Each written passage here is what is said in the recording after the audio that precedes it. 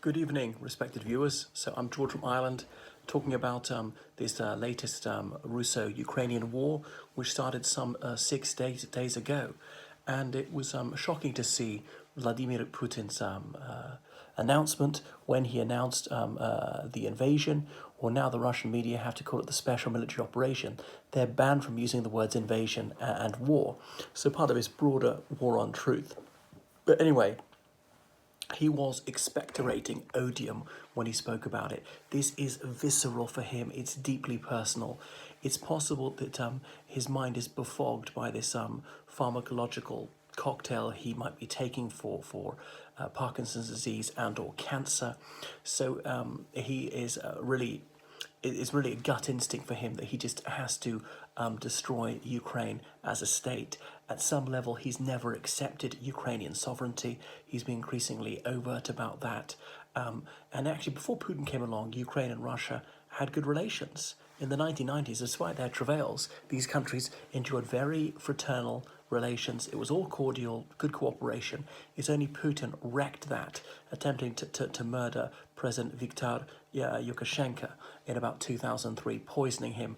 But of course, Putin will lie and lie and lie and deny that he tried to murder him. But cui bono? Who would want to kill a Ukrainian nationalist president? Very obviously, it was Vladimir Putin.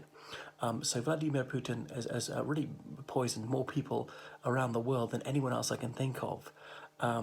Ever. Can you think of anyone else who's been poisoning people's food over the past few centuries? So Putin is really feeling and not thinking.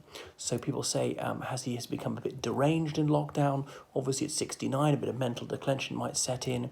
But lockdown did funny things to people's mental health. And of course, one's sanity suffers as a leader. You should read a very good book by Lord David Owen, a British politician and psychiatrist, about political leadership and the decline in people's sanity. Not saying they go stark staring bonkers, but they're not quite as sane as they were at the beginning, political leaders, even in a democracy. Of course, he surrounded himself with sycophants who fed his delusions, who've reinforced his false beliefs, and he started to fall for his own propaganda. But this time he's gone too far. He's fixated with Ukraine. He's pondering his place in history. He might realise he can't go on as president for very much longer because he is increasingly infirm. He might die in office. So he wants to secure his legacy. And reconquering Ukraine would be part of that. He would like to have it as a client state. He's actually quite close to having Belarus as a vassal. He should have gone for that an achievable goal, which not many people would have objected to, even in Belarus possibly. But one thing that people have suggested the European Union do, and actually the embattled hero Vladimir Zelensky suggested it, would the European Union admit Ukraine right now, which would prove that Russia's already lost, because one of their major objectives is to prevent Ukraine joining the European Union, and it's happened. Now, of course, Ukraine has lost control of about 20% of its territory, but hey, Cyprus is in the European Union and they only control about 60% of their territory. So if more countries were to join NATO, like right now, Republic of Ireland, if we could join, Sweden, if Finland, if Serbia joined, then that would be a terrible rebuke to Putin. It would prove this has spectacularly backfired. I don't think none of them are seriously considering it. One thing about Serbia is, because quite a lot of people are pro-Moscow, could they be entirely trusted? There's a bit of a problem with Bulgaria. I think, Slavic Brotherhood, we're Orthodox, you're Orthodox. A few Bulgarians willing to be spies for the Russians. I'm not saying that most Bulgarians are like that. NATO could station troops in Georgia, even though it's not a NATO country. But that would show how this has really worked against him.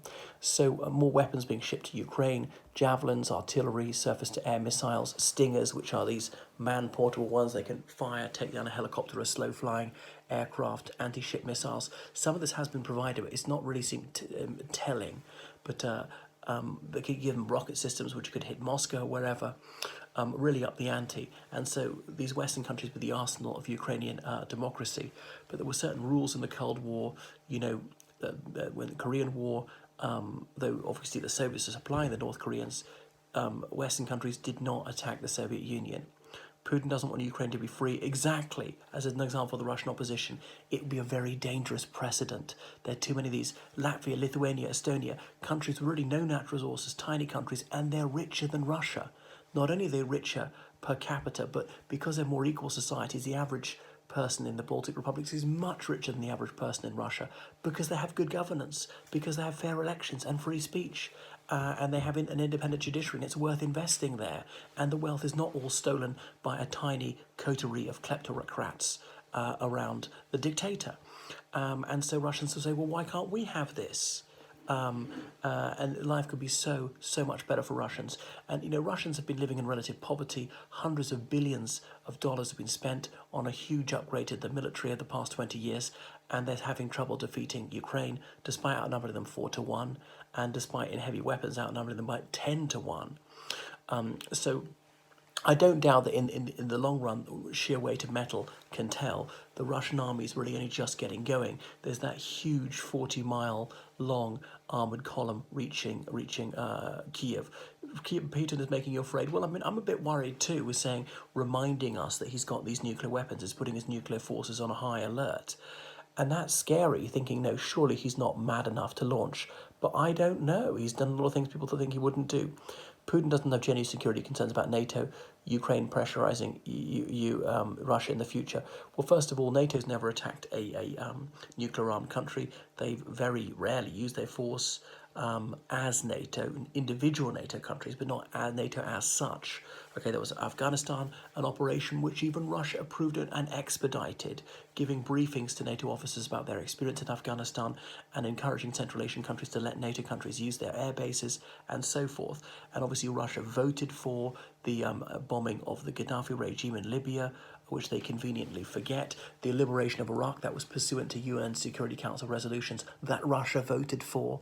I know the exegesis of these was contentious, but there's no UN Security Council resolution giving any justification whatsoever for this illegal invasion. There's no UN General Assembly resolution giving a shadow of justification to this. Indeed, the UN Security Council voted 10-1 against Russia, but obviously that resolution doesn't pass because Russia's got a veto.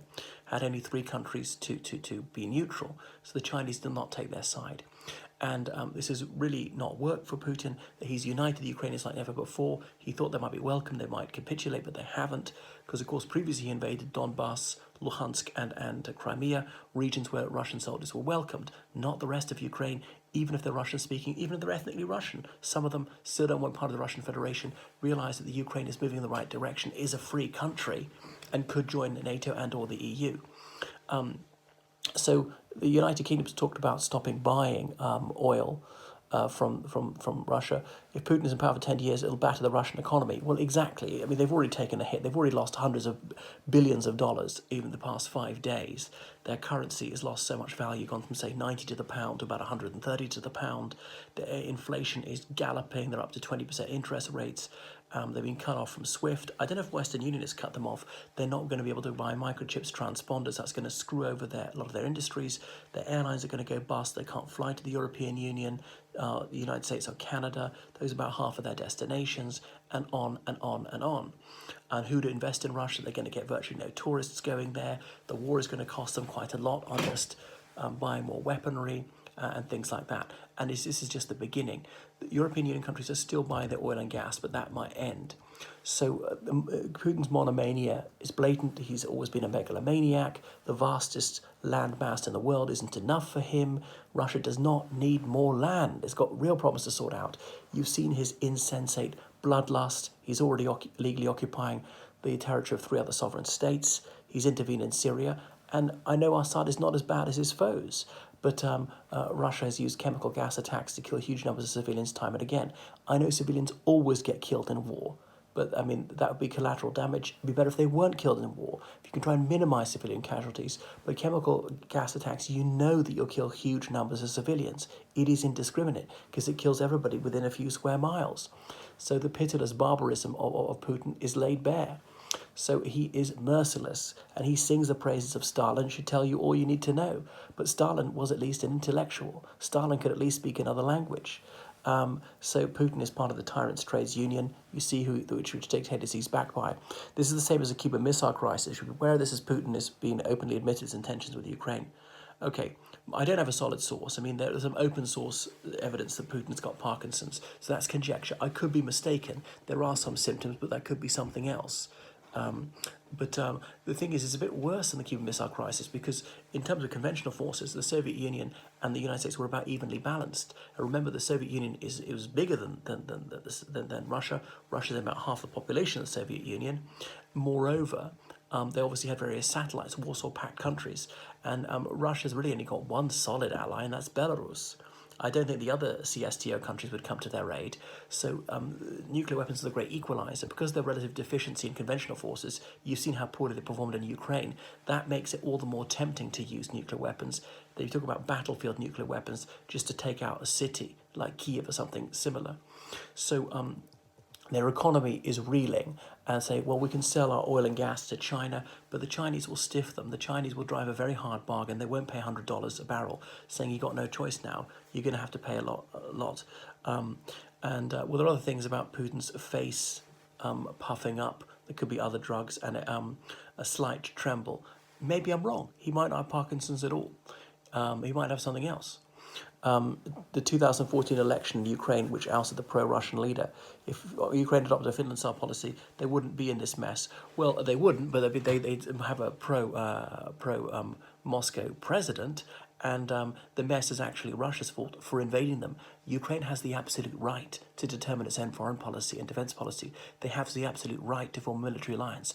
Russia forms a military alliance. Ukraine didn't say you're not allowed to be in the Collective Security Treaty Organization. So it's Putin's fault for interfering and not accepting their sovereignty.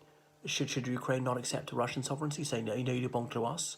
Well, actually, your states are out in Kiev, so we are Kiev, so we can control you. No, they've been recognized as independent by Russia for 31 years.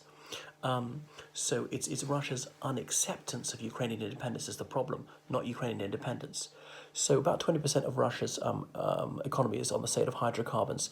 About half of that's to the EU. If the EU stops buying that at all, that will really hurt the Russian economy even more.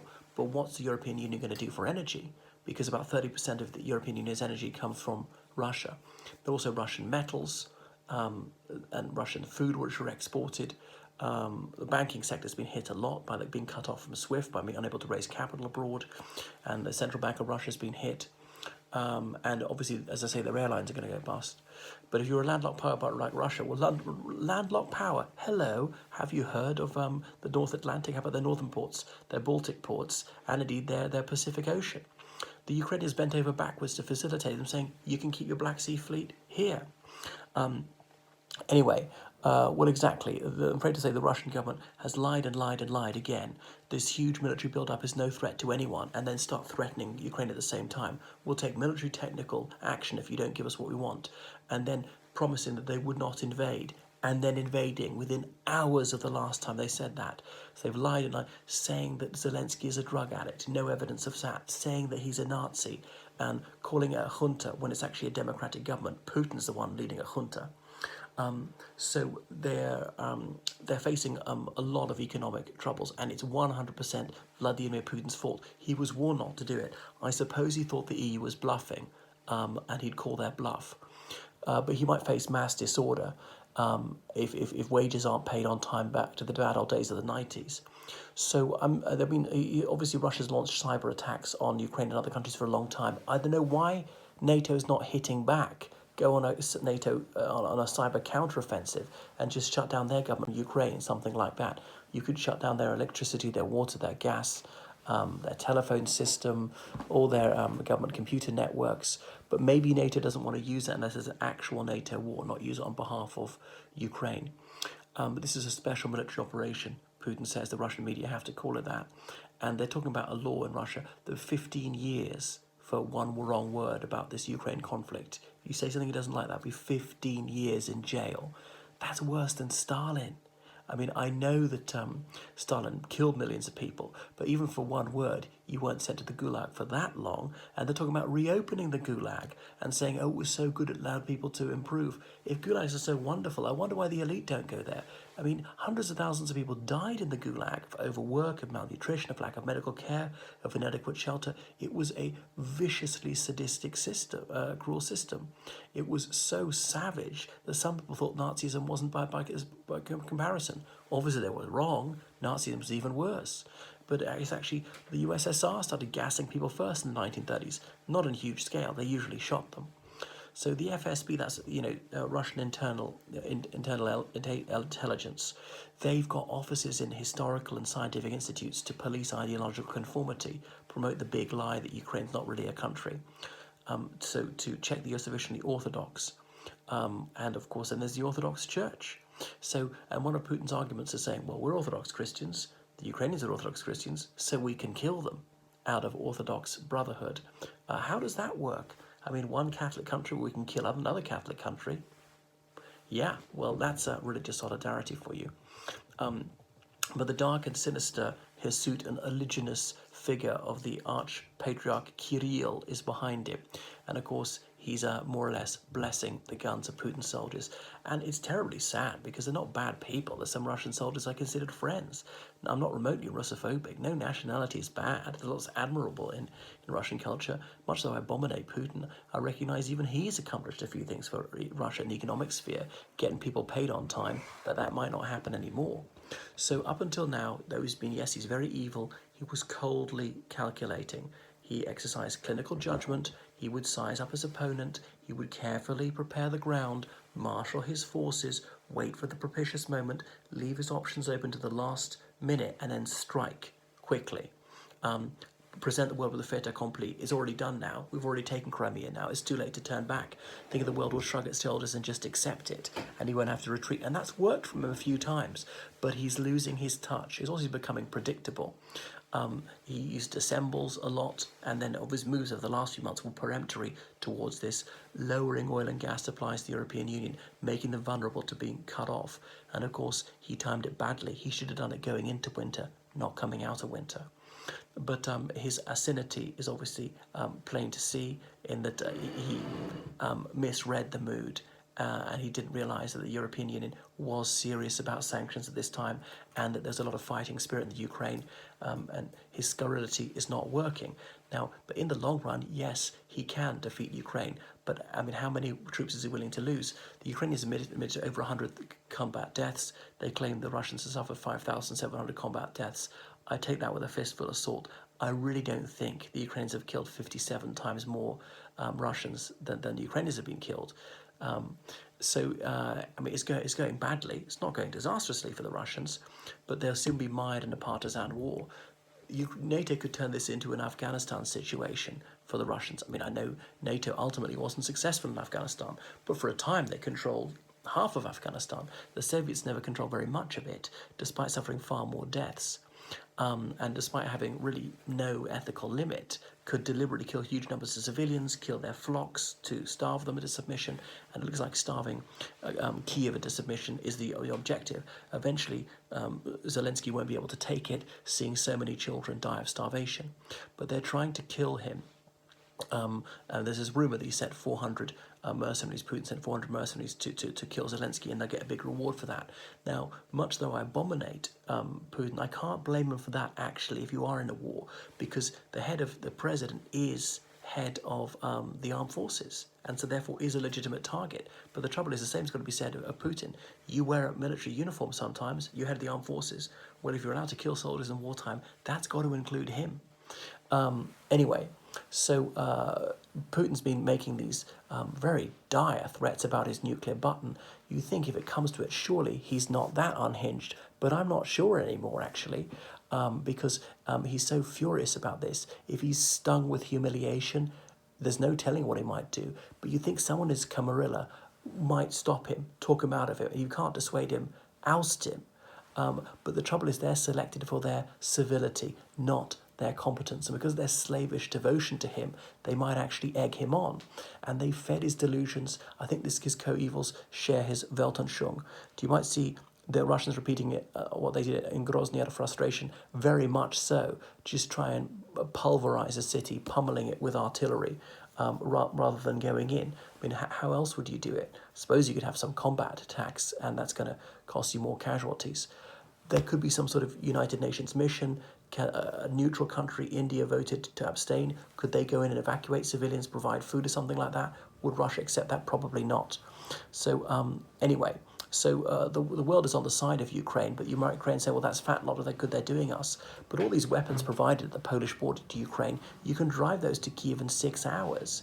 You'd think some of the Ukrainians just in civilian cars would drive them, use javelins and start attacking the Russian convoys. If they had rocket systems, it's just a sitting duck, these Russian convoys parked by the roadside. But I'm worried that Putin is dangerously deranged, divorced from reality. And because of the interlinked world economy, because of all this globalization, if oil and gas is not bought from them, that'll really hurt their economy. But obviously it takes a few weeks or even months for that to be really felt. And that might be too late to stop him, the conflict might be over then. He might also calculate, probably correctly, the West will eventually tire of these Ukrainian refugees, will reach a compassion fatigue, and will be fed up of paying $100 a barrel for oil. It'll go higher if they don't buy it from Russia at all. So, but could sanctions be lifted on Iran? The Americans could persuade the Saudi Arabians to pump it like mad. There are other things we can do. We just turn down the thermostat, wear a jumper at home, drive less, buy less. China will take Taiwan next. They might be buoyed up by this, see that the West is feeble, something like that. Or will the Americans put loads of troops into Taiwan? I mean, I think America should work to persuade Taiwan to peacefully reunite. They've agreed to the one-child policy 50 years ago. So I think Putin is very paranoid. I think it'd be very difficult to poison him. Everything will be checked. He's probably in some bunker in Siberia right now. And the other thing is the European Union can move to renewables, but you can only do that so fast. You can't switch to them overnight. Okay, some pundits say that the Russians will push to the point of no return with regard to Ukraine. Well, not really. I mean, they could have just accepted it, but Putin, as he couldn't get it through intimidation, he's trying to take it through force. But what if he kills Zelensky? How will the world react? I think the world will take it very, very badly, but I don't think Putin cares anymore. Up until now, he was fairly careful not to alienate too much of world opinion, and obviously just deny, tell flagrant lies about atrocities and muddy the waters, have his bots and his online trolls come with lots of spurious theories, and that would confuse people, gallop them about possible authors of various chemical weapons attacks in Ukraine, and enough people fell for that. But I don't think it's going to work this time. He might yet resort to chemical weapons in Ukraine. We shall see.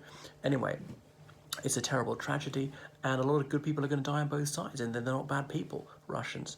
Any candidate to succeed Putin? Good question. They say Sergei Shoigu, the defense minister, who's a Tuva, so this indigenous ethnic minority, Patrushev, Bortukin. They're three guys in charge of the intelligence services, all of whom grew up in St. Petersburg, born in the 1950s. So the same background as him. And the trouble is they're not much younger than him. One of them is even older than him. So he very much trusts people from St. Petersburg. So those are the papabile, and people who are very much cut from the same cloth and who will sing from the same hymn sheet as him. Do they genuinely believe it? I suspect they do, actually. Lavrov is rather more worldly, a bit cleverer, and was hesitant about publicly agreeing with Putin on recognising Donbass and Luhansk, but eventually did because he knew it's more than his job was worth to disagree with. But he's not going to be appointed, Lavrov. He's too old, born 1947. He smokes, which Putin disapproves of. He's half Armenian, which would alienate the Azerbaijanis. He's born in Moscow. He has a mistress, and that came out in public. Putin is not that moralistic, but he doesn't like scandal. He's family valued. This man, despite being an adulterer himself, at least appear to be a family man. Well, yeah, Ukraine could have done much more. They could have done more anti-tank ditches. They could have blown up the bridges as soon as the invasion came. They could have cut off water to Siberia. There's a lot they could have done. They could have distributed ammunition much more and have their anti-tank guns in small groups to ambush the Russian convoys, not fight them head-on. You're not going to win a pitched battle because you don't have the firepower. But I think firepower is really going to decide it. How long can Kyiv hold out? I don't know if they have water, electricity, or anything like that. Hello, Jason. Not very long, I would think, several days, and they'll just be starved into submission. Zelensky, will he be found? Will he escape through the sewers? I don't know. But it's not going to look good for him. All right, so I mean, the template is the Georgia War, which lasts 13 days. But Ukraine is more than 10 times the population of Georgia, about 10 times the territory, and is far more important to Russia psychologically, economically, and so on. They've also got to set an example to intimidate their neighbours. If you do something that annoys us, we will terrorize you. the oligarchs opposing him? Good question. I think not high. I mean, I know they say Putin's not as almighty as he appears, but the FSB are listening. You know, the slightest dissent, you can go to jail. The oligarchs might plead with him to change course, and it's hard to see that having effect because I think he really doesn't care. This is an obsession of his. So is his gut instinct that he's really got to annihilate Ukraine as an independent state. That's enough from me. Thanks for following. So please subscribe. Please give donations to me and book online lessons with me on all sorts of subjects. Toodaloo.